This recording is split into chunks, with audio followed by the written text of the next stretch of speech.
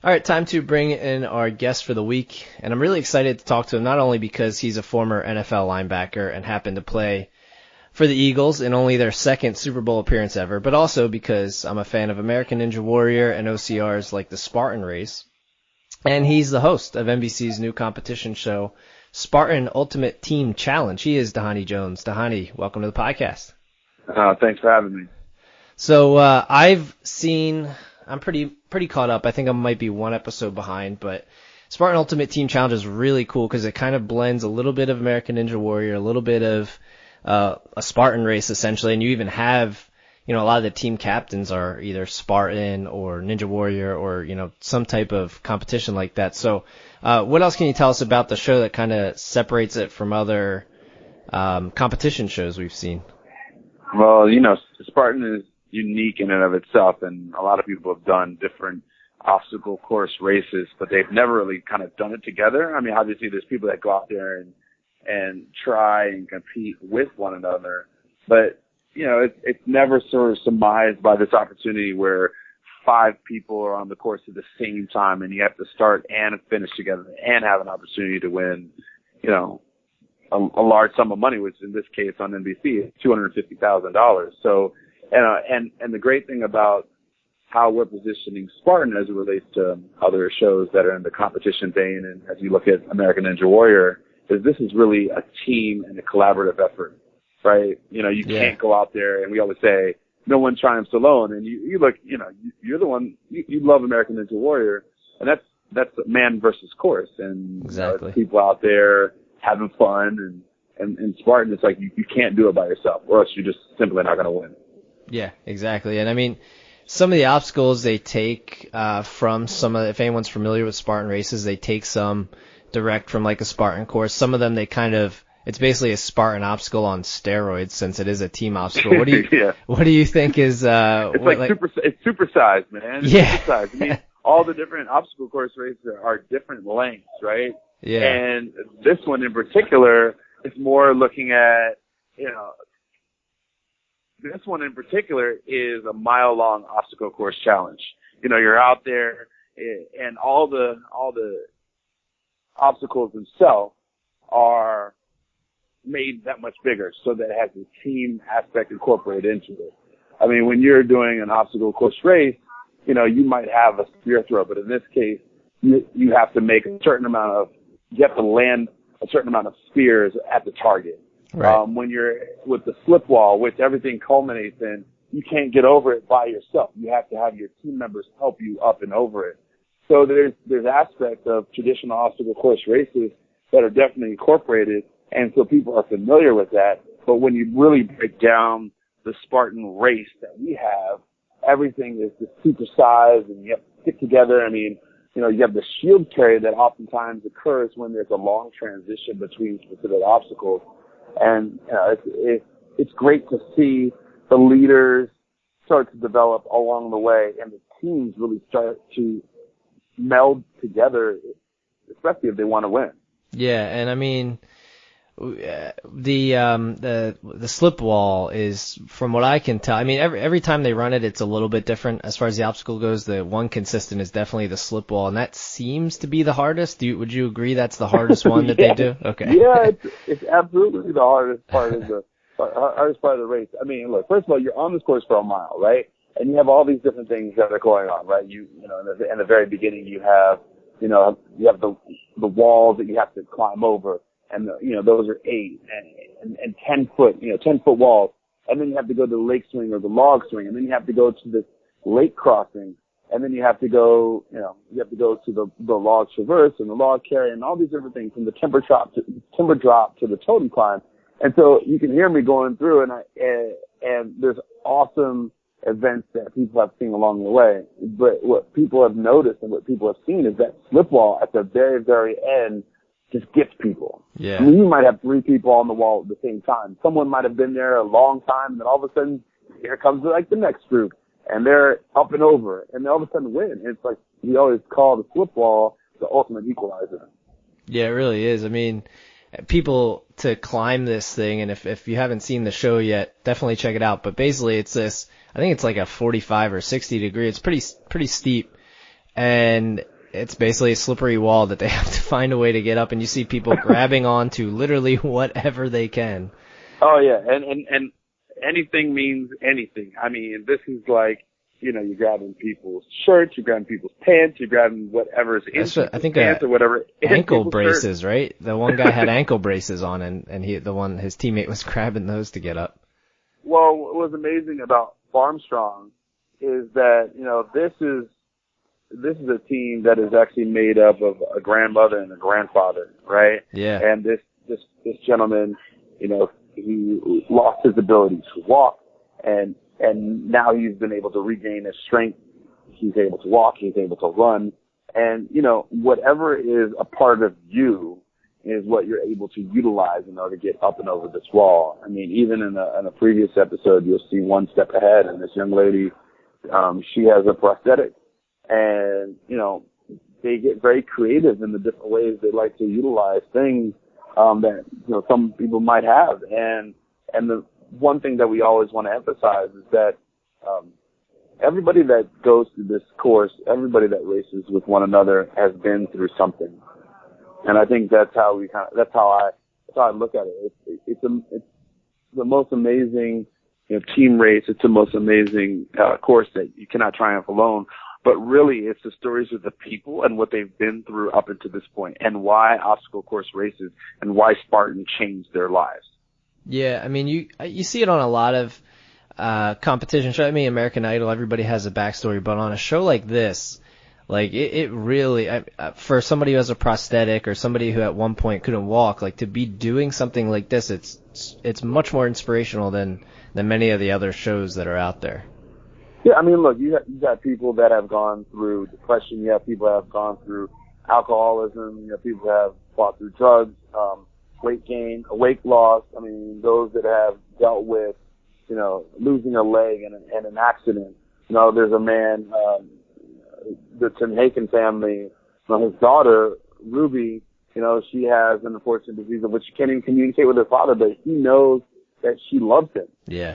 And he's out there running for her. And then you have Tony T. Jackson, and she's running out there for her mom who passed through breast cancer. And so you have a lot of people that are out there running, not that they want to take home, you know, the $250,000 for themselves, but they want to take that money and they want to give it to somebody else. They want to give it to another foundation. And so it's really like the ultimate test of selflessness, and it's the ultimate test of teamwork. Yeah, and I mean, for coming into it, you know, I think somebody like myself who's a fan of American Ninja Warrior and Spartan races and stuff, it would probably be people who are the most critical of it. And I gotta say, I'm absolutely pleased with the product. But I am curious, have you ever run in an OCR yourself, or did they make you guys do this course at all? Oh yeah, we definitely. So number one, yes, I have done it before, and number two, we got a chance to run through the course, and I was gassed. You know, I've played in the league 11 years, and I've done a lot of different sports. I've competed all around the globe, different activities. And when I got up there, I was like, wow, I can't do it by myself. And I think that was the point of it, right? Right. Yeah, sure, I can get in and I can do the totem climb because I can jump in the water and I can climb up the ropes. Sure, I can get out there and I can do a spear throw. Actually, the spear throw is more difficult, you know, because it's actually farther away. So in this particular case with Spartan, you actually have to you're able to pull the shield closer. Right. And then as people hit it, you're not allowed to pull it anymore. So the more people hit, the farther away the shield goes, the more difficult it is to land the target. But, you know, you get to the football and you stand at the bottom and you look up and you're just like, wow, it's like, you know what, Kyle, can you give me help up? And Kyle's, you know, co-host as well. And then you have MJ Acosta, she's co-hosting as well. And then Evan Dollars. And we're like, okay. All right, guys, how are we going to do this? All four of us, or are we going to be able to get up this wall and we just look at it and then, just walk away? We're like, we'll leave that to team one step ahead. We'll leave that to the Ruby's racers. We'll leave that to Farmstrong and see how they do. And it's amazing, how people really conquered that wall. Yeah, I mean, when you watch it, you know, you might look and be like, oh, it's only a mile course with some obstacles, but, you know, I mean, considering a lot of the Spartan races are like 5, 10, even 15 miles with obstacles, but the obstacles are just they're designed to, like you said, they're supersized. They're designed to make you feel super tired even though you're only running a mile. Like I forget what it's called, but they have to basically pull the cable and the log ends up getting pushed over onto a ledge, and then they have to climb the log and up and over Oh, it. yeah. Yeah, so, I mean, here's the thing, right? People know Spartan races, and like you said, right, they're 3 miles, 8 miles, 13, 26, right? Everybody knows all those. And there are, like, all these different amount of obstacles, like 20 to 60 some odd obstacles, right? And really, to your point, yeah, you crunch that down into 1 mile. And then you get to a place like the Timber Drop. And this is like I think the telephone pole weighed like 650 pounds. And you have to lift this telephone pole off the ground, up and over, and allow it to land on this ledge. And then everybody has to climb up and over it. And, and Kent and Arthur, for A. Smith and Company, I mean, they are the mad evil geniuses behind, American Ninja Warrior, where they're sitting there and trying to figure out, okay, different ways, for people to kind of get through this course. And in the same way as it relates to Spartan, they're figuring out the same type of thing. So where we're utilizing the references of what's been going on in the obstacle racing industry, they're able to sort of apply this new thought process to what's going on in Spartan. And they've just done a great job, and it was fantastic working with them and just spending time out in Georgia, because they took this course and they took this farm and they transformed it into this course. And Kyle and myself, we're sitting there on top of this perch looking down and watching everybody compete. And I tell you what, we got emotional calling it, and we also got emotional watching people go through. But I think the most emotion really comes at the very end, when you're able to see MJ regroup with the teams and really hear their stories. And I keep coming back to it. We were talking about the Spartan, but the teams and the end, when people at the, when they cross that finish line and they realize that they've done it. Yeah. And I will say this, not everybody gets through it, as you kind of like air quotes in one piece, right? Yeah. Because it's a very real show. It's on a very real course with very, very real people. I mean, there's, nobody's out there protected. It's you and your team, and it's now or it's never. I mean, even just the qualifiers, like some of these to qualify for the finals, during the last episode, the emotion when they crossed that finish line and they won to make it to the next round, like that's more emotion than I've seen on some guys' faces when they win league championships. Like, it's nuts. Look, guys cry, girls cry, older people cry, young people cry. I mean, you have family members that are on the side watching, they're crying, they're breaking down, because the thing is, people have been through stuff, right? Yeah. People ultimately changed their lives because of Spartan. They were doing things that they knew wouldn't allow them to be where they are today, and Spartan saved them. And, I play in the National Football League, and people have gone through a lot in order to be where they are, and they fought through that. And I think, that's the reason why, A. Smith and Company chose myself and Kyle and Evan and MJ, because we've all been through something. We've also all been through sports. I mean, Evan Dollar, he's the guy that's been on Ninja Warrior. He's competed before. He's also been a gladiator. You know what I mean? And he's gone through these trials and tribulations, and at the same time, as a result, he's become stronger because of it. MJ, she's done a lot of obstacle course races, and then she's been in reporting as well. And then Kyle, he's a professional soccer player. And so, each one of us has our own story of which we've been able to go through from a team aspect. And so we sit there and hopefully, well, not hopefully, we're able to relate not only to the audience, but most importantly to the people, so that the people can tell their story to the audience. And that's what we want people to be able to feel. We want people to be able to feel the emotion as soon as they cross the finish line and throughout the entire race. Yeah, and you said you guys film it in Georgia? Is that what you said? Yeah, we filmed it in the northern hill country of Georgia. I was gonna say, I didn't know Georgia had mountains. like it looked pretty mountainous. Yeah, if I had you out there and everybody else is out there, you'd feel those mountains, because as soon as you take off from the starting line, you're going up the hill. And when I'm sure as you've seen the show, people get gassed going right up the hill, and then it's from there on that you suffer, but you through your strength you persevere. Yeah, and one thing we don't really see on a show like this, but we have seen on like American Ninja Warrior. I'm sure you've seen some of the videos. Some of the guys, like I know Zach Gowen, who had one leg. He did the American Ninja Warrior course. And then I saw that one. He did a great job. Yeah, he got further than I think I could, and then we saw somebody. And nobody thought he could get that far. Yeah, and then I think another guy actually left his prosthetic on and ran it recently. I didn't get to watch that one yet, but then we saw someone in an inflatable T-Rex costume. I saw that one too. That was crazy. What do you? I was laughing the whole way. I was gonna say, what do you think about stuff? I mean, obviously, it's absolutely incredible that someone like Zach could make it as far as he did, but like a T-Rex type of thing. Do you see that as like cool? Do you see that as kind of gimmicky? Like, what do you think of something like that? Look, it's all in good fun, you know. I'm impressed, personally. Each person is doing it for their own reason. I was really impressed because I was like, I don't know, T-Rex arms aren't that long, and then all of a sudden, you know, it's his real arms. But yeah. You know what I mean? Yeah. You know, each person's doing it for their own reasons. Some people get out there and, you know, look, Ninja Warrior, you've had a range of those that have worn masks, to color their hair, to wear costumes, to have prosthetic legs, worn it or not worn it, women. You know, it's shorter, taller, bigger, smaller, football players, you know, NASCAR racers, IndyCar racers. You have a lot of them. And we think the same way when it comes to Spartan.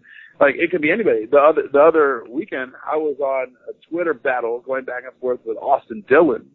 And he was saying, like, oh, I'm going to get Jimmy Johnson. And I'm going to get every single person that's involved in NASCAR in order to get out there. In order to race, you know, I get Danica Patrick out there, you know, I can get Ty Dillon, my brother, I can get a whole bunch of other people and put together these teams. And then I get calls from, you know, my friends went to Michigan and they give me, you know, they talk trash to me because, of course, I went to Michigan, so I'm a Wolverine. They're like, I can't believe you're going to do a show with Spartan. I'm like, look, it's something that's, Coach Carr always said, do something that's greater than yourself. And so I have to get past that. But the point is, you know, we could have a competition where it's Michigan against Michigan State, and we can get other teams in school. So as Ninja Warrior evolve with these different aspirational individuals with their different styles and personalities, so will Spartan. Yeah. And we want everybody to be a part of that. Yeah, absolutely. Hope that it continues like season after season, like you said, and can do stuff like that. Because the college I went to didn't have a football team, so I don't really. Where'd you go? It's a small school. It's called DeSales University in the Lehigh Valley area. I've heard of DeSales. Yeah, it's not far from Lehigh. It's really close to Lehigh. Okay. But yeah, so we didn't have a football team, so I never even drew the connection of Michigan State Spartans and a Spartan race, and you being from Michigan, being a Wolverine. I'm quite certain somebody right now, okay, somebody's gonna write in to you, and they're gonna say, hey, Adam Dhani, and he went to Michigan and he's doing the Spartan show. We have a problem with that. Yeah, well, I know. Like, why don't you guys just hit me up, you know, and look, I got your back. So, look, if anybody hits you up and says that to you, tell them to tweet at me, at Dhani Jones, and I'll clear it all up. Because I want to have them out on the course and, like, introduce them to these amazing people that are competing. Because that's when we get past certain things, right? You know, as I said, I play ball, and I've come from that world, but, you know, the things that I'm really passionate about is, like, the world of philanthropy. And I make bow ties for causes. And coincidentally, one of the other things I do is I do different races and cycling events. And one of the events that I participate in is Pelotonia. And now, mind you, I'm helping raise money for the James Cancer Center, which is a part of this school that's up north in Columbus. You know, that school? Yeah. And I know I'm not allowed to mention that school. But people give me flack about it. But then once I tell them it's raising money for a cause, then it's like you put all your rivalries aside. And I hope that people come out here and race and put all their rivalries aside and just race for each other as a team and race against each other in order to win. Because I want someone to come away with this $250,000 and do something with it and make a difference. And most importantly, make a difference in their own life as they complete and as they compete on this course. Yeah, and I think that's a great point. I think I think the only place I would draw the line maybe is if it was called the Cowboys race. I might draw the line there. Yeah, me too. I mean, I did talk to Arthur and Ken about that. I was like, make sure you guys just keep the name within this realm. I can deal with that. Yeah, exactly. And switching to your football career a minute, I know you there was an article that was out. I don't remember where exactly it was from, but you had said about removing helmets because concussions are a big thing, and there was even that Will Smith movie. But you had said about removing helmets from the game of football would actually improve head injuries in the sport, which that's not the first time I've heard that. And I know some people might think that a bit strange, but do you still kind of agree with that, or do you think anything might actually come of that? Well, I told Kent and I told Arthur, I said maybe these Spartan racers should all wear helmets. I was like, no, what is Dhani talking about? Dhani just keeps talking. No, but it's funny. We have such an incredible team dynamic just between the groups of us on set. There's a lot of people out for this competition, and it's the same way as it relates to football. There's a lot of people out there working with each other, and I say that when we're out there competing on the football field, going back to your helmet comment, we're out there to win for each other, and so we're by any means necessary trying to win the game. Mm-hmm. And ultimately, when you have a helmet, you know that it's a device that you can use against the other person. Now, right. Nobody is going to the game of football saying, I want to hurt that person. If they are, they shouldn't be playing the game. They're going into the game saying, I want to win this game. Mm-hmm. And I accept the consequences of what might happen during the game. But it's two different mentalities. And I've said, look, if you take the face mask off, not the helmet per se, because we got to protect the head, right? Right. Because you're going to make contact. Take the face mask off, that makes you more vulnerable. That makes you vulnerable to this level of contact that you would ultimately shy away from or become a little bit more intelligent about when you play the game of football. And I think that's important to realize, right? What you have as a part of your shield of honor, you're going to utilize. If I'm in a fight with you and I have, I have a metal or if I have knife or I have rope, whatever, I'm going to use whatever I have. And it's the same way when it relates to football. So if you have a face mask, you want to use that. You feel compelled because it's a part of you. And my point is, if you take that off, you'll be a little bit more sensitive to your own vulnerabilities. And because you are more sensitive to your own vulnerabilities, you'll protect those certain parts. Yeah, I agree with that. I mean, it's almost like boxing with the gloves and how MMA doesn't even have gloves. I mean, they get to kick and stuff, but I mean, think about basically the gloves aren't. I mean, they help lessen the blow a little bit, but it's really so your hands don't take a beating too, and it just means you can keep punching somebody more. So it's kind of similar to that in a way. Yeah, I mean, if you got if you have 12-pound gloves, you have 14-pound gloves, 16-pound gloves, and you go to MMA, they barely have anything at all. That's really to protect, but at the same time, there's a weight behind that as well. And don't think that weight doesn't do something. Yeah. Yeah, and I mean, you would know, playing in the league for 11 years, and for the Eagles, as I've said before, the Saints, Bengals. I won't mention the team in New York specifically, but they. No, come on. I'm just kidding. They did draft you, so I can mention the Giants, and my wife is a Giants. Football Giants. Yeah, there it is. My wife's a Giants fan, so I guess I have to anyway. So, but Dhani, man, I really appreciate you spending some time. And again, Spartan Ultimate Team Challenge now Thursdays on NBC at 9/8 Central, and again, follow Dhani at Dhani Jones. So, Dhani, best of luck. Hopefully, you guys are back next year and we can have you on again. Well, I appreciate it. Anytime, just reach out. I'd be glad to talk about it. Glad to talk about, look, sports is what brings people together. And in Spartan, as the Ultimate Team Challenge, you'll see family members, you'll see community members truly come together in order to compete. And it's the best show on television. Yeah, absolutely. And anybody who hasn't checked it out, I definitely recommend it. But stick around. We will be back with the showcast right after this quick break.